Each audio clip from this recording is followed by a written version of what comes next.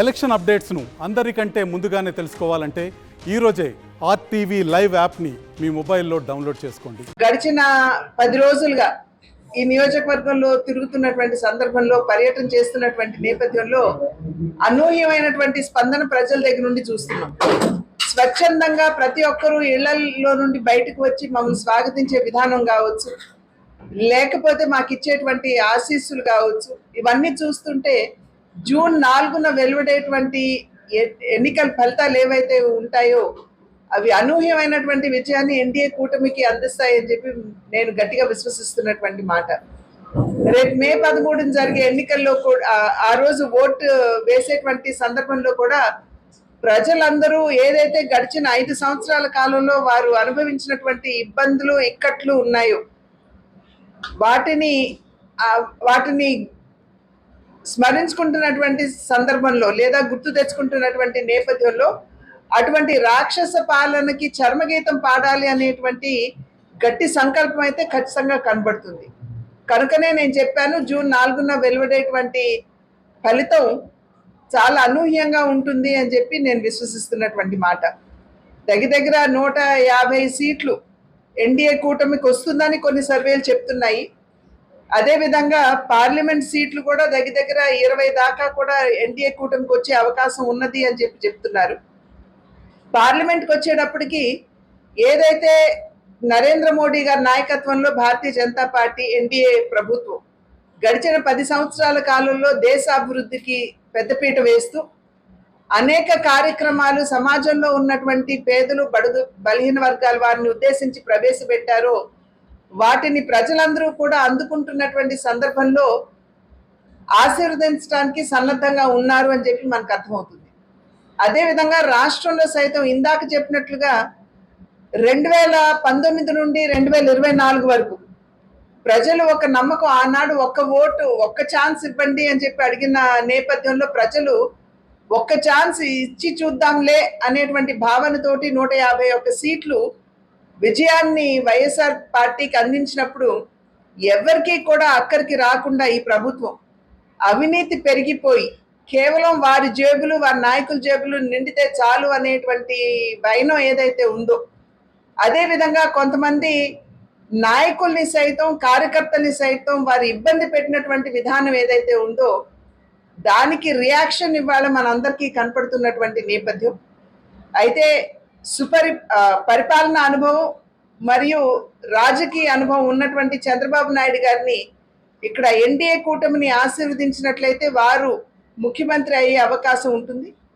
ఖచ్చితంగా రాష్ట్రాన్ని గాడిలో వారు పెట్టగలరు అనేటువంటి నమ్మకం కూడా ప్రజల్లో కనపడుతున్నటువంటి నేపథ్యం. పవన్ కళ్యాణ్ గారికి ఖచ్చితంగా ధన్యవాదాలు తెలియజేయాలి.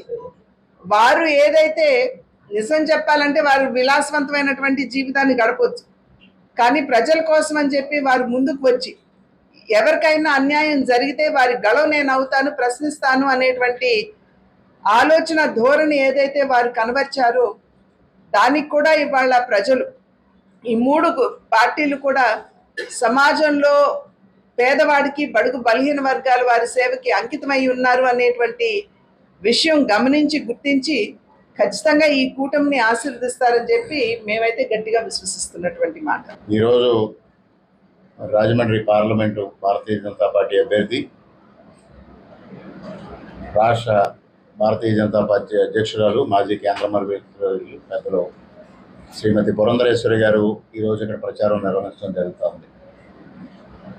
గత 15 రోజులుగా ఇక్కడ ప్రచార పర్వం చూస్తూ ఉంటే అపూర్వమైన స్పందన వస్తూ ఉంది. ముఖ్యంగా మరి ఈరోజు ఈ కోమరపాలెం గ్రామంలో ప్రచారం చేస్తూ ఉంటే ఇక్కడ ఒక నిరంకుశ పాలన, నియంత పాలన, ఒక ప్రైవేటు రాజ్యం మాదిరిగా ప్రైవేటు సైన్యాన్ని తయారు చేసి ప్రజల్ని భయభ్రాంతం చేస్తున్న నేపథ్యంలో కూడా ఇవాళ ప్రజలు స్వచ్ఛందంగా బయటకు వచ్చి మరి పురంధరేశ్వరి గారికి కానీ నాకు కానీ స్వాగతం పలికి ఆశీస్సులు అందజేయడం అనేది మార్పుకి సంకేతంగా మేము భావిస్తూ ఉన్నాం. ఇవాళ ఆంధ్ర ప్రజలు మార్పు కావాలి అని కోరుకుంటూ ఉన్నారు. మేడం చెప్పినట్లుగా జూన్ 4వ తారీఖున ఆంధ్రప్రదేశ్ రాష్ట్రంలో ఒక సునామీ సృష్టించబోతా ఉంది ఎన్డీఏ. సుమారుగా 140-150 సీట్లతో ఆంధ్రప్రదేశ్లో చంద్రబాబు నాయుడు గారి నాయకత్వంలో ఎన్డీఏ కూటమి ప్రభుత్వం స్థాపించబోతా ఉంది. అదేవిధంగా నరేంద్ర మోడీ గారు మూడవసారి ప్రధానమంత్రిగా బాధ్యతలు స్వీకరించే సమయం ఆసన్నమైంది. మరి ఇవాళ డబుల్ ఇంజిన్ సర్కారుతో ఆంధ్రప్రదేశ్ రాష్ట్రంలో మౌలిక వసతులు కల్పించుకోవాలి, సంక్షేమ పథకాలు చేయాలి అనే ఆలోచన చేయడం జరుగుతోంది. దానికి ప్రజలు సంపూర్ణమైన ఆశీర్వచనాలు ఇవ్వడం జరుగుతోంది. ముఖ్యంగా అనపర్తి నియోజకవర్గానికి సంబంధించి ఇప్పుడే మేడం చెప్పినట్లుగా కెనాల్ రోడ్డు చాలా ప్రధానమైన సమస్య. వారు అప్పుడే 4 రోజుల క్రితమే నా దగ్గర నుంచి వివరాలు తీసుకోవటం, కేంద్ర ప్రభుత్వ పెద్దల దృష్టి కెనాల్ రోడ్డు విషయాన్ని వారు తీసుకెళ్ళడం కూడా జరిగింది. వారికి హృదయపూర్వకంగా కృతజ్ఞతలు తెలియజేసుకుంటూ ఉన్నా. అదేవిధంగా 2014 ఎన్నికల సందర్భంగా మురళీమోహన్ గారు నేను ప్రచార కార్యక్రమంలో చేసినప్పుడు అప్పుడు ఇక్కడ ఫైనాన్స్ వ్యాపారస్తులందరూ రైల్వే హాల్ట్లు కావాలని కోరడం జరిగింది.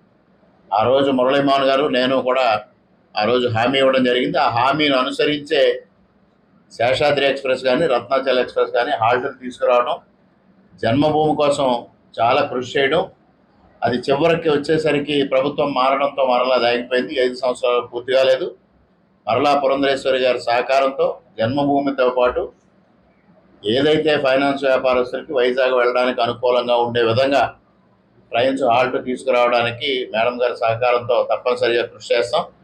అదేవిధంగా అనేక సమస్యలు ఈ నియోజకవర్గంలో సమస్యలన్నింటినీ రాష్ట్ర ప్రభుత్వం సహకారంతో పాటు కేంద్ర ప్రభుత్వ సహకారం కూడా తీసుకుని అవన్నీ సమస్యలు పరిష్కారం చేస్తాం. ముఖ్యంగా సాగునీటికి, విద్య, వైద్యం, వ్యవసాయం, ఉపాధి ఈ 4 రంగాల పట్ల మేము దృష్టి సారించి నియోజకవర్గాన్ని అన్ని విధాలా అభివృద్ధి చేస్తామని తప్పనిసరిగా నేను అసెంబ్లీ అభ్యర్థిగా 20,000 ఓట్ల మెజారిటీతో విజయం సాధించబోతా ఉన్నా.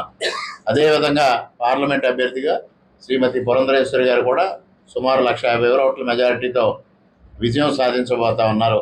మరిన్ని వీడియోస్ కోసం ఛానల్ ని సబ్స్క్రైబ్ చేయండి, లేటెస్ట్ అప్డేట్స్ కోసం వాట్సాప్ ఛానల్ ని ఫాలో చేయండి అండ్ లింక్ డిస్క్రిప్షన్ లో ఉంది.